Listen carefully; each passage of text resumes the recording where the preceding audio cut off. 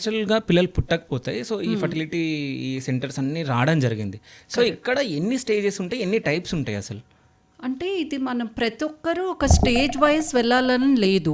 Okay. బేసిక్గా వాళ్ళ problem పట్టి అంటే వాళ్ళు హస్బెండ్ అండ్ వైఫ్ వచ్చినప్పుడు ఇద్దరికి బేసిక్ టెస్ట్లు చేస్తాం.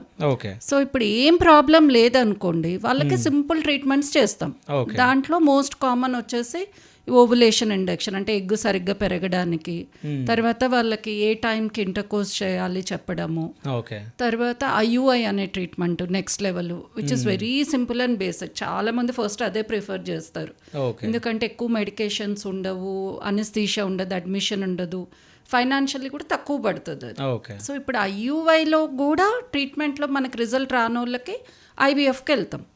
ఐవీఎఫ్లో అగైన్ వేరియేషన్స్ ఉంటాయి. అంతా బాగున్న వాళ్ళు సెల్ఫ్ వెళ్తారు, కొంతమంది డోనర్ ఎగ్స్, డోనర్ స్పర్మ్, కొంతమందికి మనం సర్గసీ అవసరం రావచ్చు. ఓకే. సో ఐవీఎఫ్లో కూడా ఫెయిల్ అయిన వాళ్ళకి అడ్వాన్స్ టెక్నిక్స్ కూడా ఉంటాయి. ఇవంతా ఇంకా last stage, okay. Like PGT అని అంటే ఎంబ్రియో మీద బయాప్సీ చేయడము, అంత అడ్వాన్స్ స్టేజ్ కూడా మనం చేయొచ్చు. ఓకే. అంటే ఫస్ట్ ఐయుఐ, దాని తర్వాత ఐయుఐ ఐవీఎఫ్. వచ్చేసి ఫస్ట్ కామన్ వచ్చేసి అందరు చేసుకునేది ఐయుఐ.